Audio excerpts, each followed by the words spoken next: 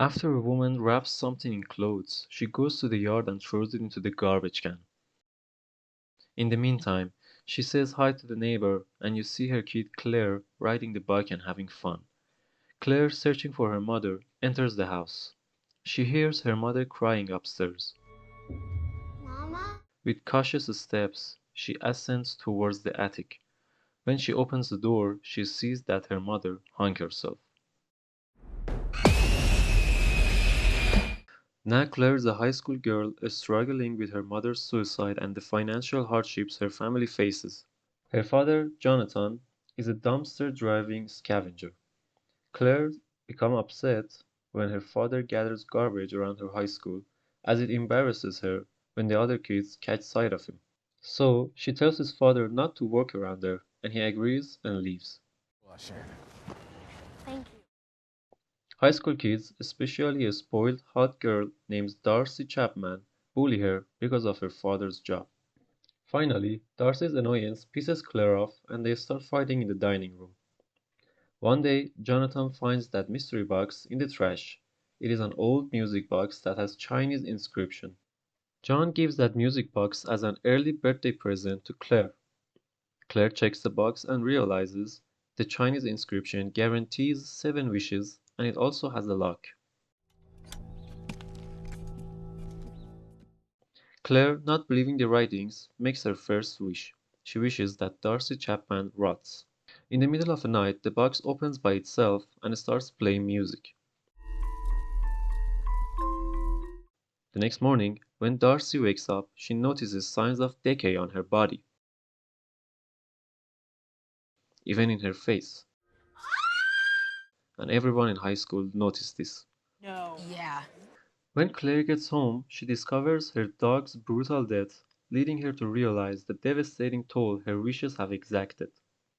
The next day in the high school, Ryan offers to help her with the Chinese inscription. He says his cousin can figure the signs out. Knowing the consequences, she continues wishing, by convincing herself that the profit is bigger than the danger. So, for the second time, she wishes her crush Paul to madly fall in love with her. The price for her wish, this time, was her uncle's death. After they find out about it, Claire asks about his wealth, and her father says if there is a will, we are not in it. So Claire goes into her room to make her third wish. She wished her uncle to include her as the sole beneficiary of his entire estate in his will. After Claire's wish was guaranteed, she and her father settle in her uncle's house. Next, you see Claire having fun with her friends. This time, the price of Claire's wish was her aunt's painful death in the kitchen. A few days later, John finds some Claire's mother's painting, curious why she'd take her own life despite painting such joyful pictures. Later that night, you see Claire's father playing saxophone, and you see Claire crying. Claire, curious about the origins of the box, turns to her friend Ryan for help in translating the inscription on the box. So they both go to Ryan's cousin, Gina. Gina says that the box will grant 7 wishes, but there are consequences. Losing, discarding, or selling the box will result in the retraction of all your wishes. Claire points at a word and wants to know the definition. Gina says it's a name, Lu Mei. They start searching for Lu Mei. Legend has it that Lu Mei and their entire family were accused of being infected, placed in quarantine. Tragically, everyone died except for Lu Mei, leaving her nothing but the box. Lu Mei went to a temple for prayer and revenge and stayed there for 7 nights and 7 days. Finally, on seventh night, Yang Wei, the Chinese demon, responded to his prayers. Therefore, Lu became wealthy and defeated his enemy. Eventually, he killed himself in 1992 with opium. Gina then comes back to translating the inscription. She says when the music ends, something happened. Finally, Gina says she will ask her smart friend in Australia about it and let them know if she got more out of it. While driving back home, Claire sees her father gathering garbage again. She gets mad. Next, you see Claire in her bedroom making her fourth wish. She wishes for her father to not embarrass her anymore. Next, you see June telling Claire that her father is hot sauce after seeing him playing saxophone. Gina received a message from Mike explaining to her the meaning of the inscription. Gina, terrified of his text, went to the balcony to leave him a message. The phone drops off her hands due to the sound of the door smashing. After she comes back inside, she sleeps and dies horribly. The next day, Ryan goes to Gina's house, but no one answers when he rings the bell. He calls her phone and hears it from the street. He gets nervous and starts running up the stairs and shouting Gina over and over. Ryan finds Gina's dead body and notices the message Mike sent to her. Then he goes to Claire and asks if she had made any wishes. Claire wants to know why he is asking this, so Ryan tells her what happened. And the translation for the phrase they didn't know was, "When the music ends, the blood price is paid." Then he asks how she got that mansion, but Claire refuses to answer and leaves for the class. The same day, Claire wants to sit with her new friends, but they refuse to do that. After she goes home, she puts her hands on the box and wishes she could become the most popular girl in school. Later that night, she is invited to a party. Everyone cheers her entrance, and eyes are locked on her. She dances with Paul, and they kiss. Next, you see her dreaming about her mother's suicide. She wakes up and sees a stalker on her balcony. She follows him, but is unable to catch him. The next day, Claire is looking for her aunt, so she knocks on her door and enters the house. First, she is bothered by the smell, until she finds her dead body in the kitchen. She starts to realize that the death may be all her fault and she needs to stop. Claire invites her friends June and Meredith to her house and tells them everything.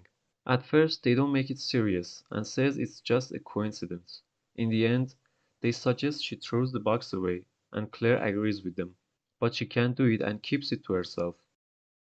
Claire, worried about the fifth wish blood price, goes to a party with Paul and her friends. They go into a car to make out. She stops the process to check out the clothes she was sitting on. Claire gets angry and wants to check Paul's phone. He gives his phone to her, and Claire finds out that Paul was the stalker on the balcony. She gets mad and breaks up with him. In the meantime, the music box opens and starts playing music. The stone sculpture falls on June, but Meredith saves her life. Meanwhile, John is driving on a mountain road when he faces a flat tire. Next, you see Claire and her friends in a fancy building. Meredith wants to beat a game, so she goes to the 26th floor to complete a challenge. While John is still changing the tire, he finds a screw under the car. He crawls to grab it, but he is so close to the car jack. After grabbing the screw, on the way out, his leg pushes the tire away. The tire hits the car and bounces off to his face. Next, you see Meredith stuck in the elevator. She calls Claire to come and rescue her. Suddenly, the elevator rope snaps and it starts to fall. Claire finds Meredith dead with mirrors in her body. In the meantime, the box closes and John stands up feeling safe. June is crying and blaming Claire for Meredith's death. Ryan comforts her and brings her out of there. Moments later, they are in Ryan's house discussing Ryan's research. He found people who had this box before. Everyone ended up dead. He says there is a sentence in the box they didn't see. It's a warning. It says after 7 wishes, the Yaguai claims the soul. Claire starts crying and says she wants to get rid of the box and asks Ryan for help. He accepts the offer and both start destroying the box. First, they put it in a fireplace. Nothing happens. Then they start smashing it with a sledgehammer. Again, nothing happens. Finally, they decide to hide it in a vent. Later that night, Paul shows up in her room with a knife in his hand. Claire tells him to leave, but he isn't listening. He cuts his wrist with the knife and says, "I love you, Claire." Next, you see him in the ambulance, and Claire, who is not feeling good. The next morning, Claire and Ryan wants to check on the box, but it isn't in the vent. Now, with the box being lost, Claire loses everything she wished for. First, she loses the house. Then, you see her dressed normally and riding a bike to school. She sees her father in the trash and gets bullied in the high school again. Recycle first? She goes to the bathroom to clean her dress and then starts crying. In the hallway, she sees the memorial of her friend Meredith. Then she goes to June's locker and finds out that she had stolen the box. She expresses her apprehension, fearing that she might be the next victim. They engage in a heated altercation over the box, and Claire forcefully retrieves it. Then Ryan tries to stop her, but he can't. Once at home, she becomes determined to make a wish for the sixth time, desiring that her mother never took her own life. Just as Claire makes this wish, Claire hears her mother calling her.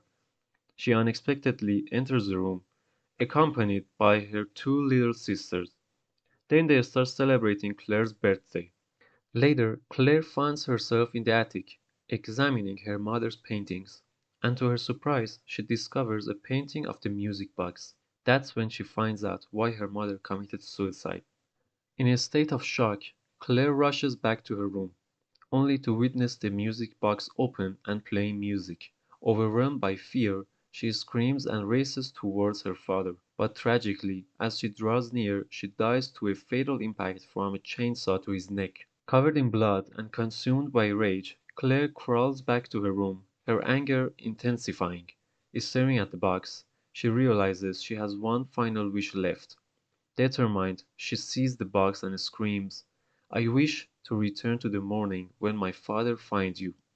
As she awakens, Claire becomes aware that her wish has come true. She quickly dresses and embraces her father, asking if she can join them. Her father warmly accepts. In the trash, she starts looking for the box. She soon finds it and hides it in her backpack before her father sees it. Outside the school, Claire encounters Ryan. She hands him the box wrapped in clothes and instructs him to bury it somewhere without peeking inside. Afterward, she shares a kiss with him. Tragically, a sudden car accident claims Claire's life, leaving everyone in shock. After the movie credits, you see Ryan finds that it's a wish box and take it with him instead of burying it. I hope you enjoyed this movie recap. Make sure to subscribe, like, and leave a comment for us.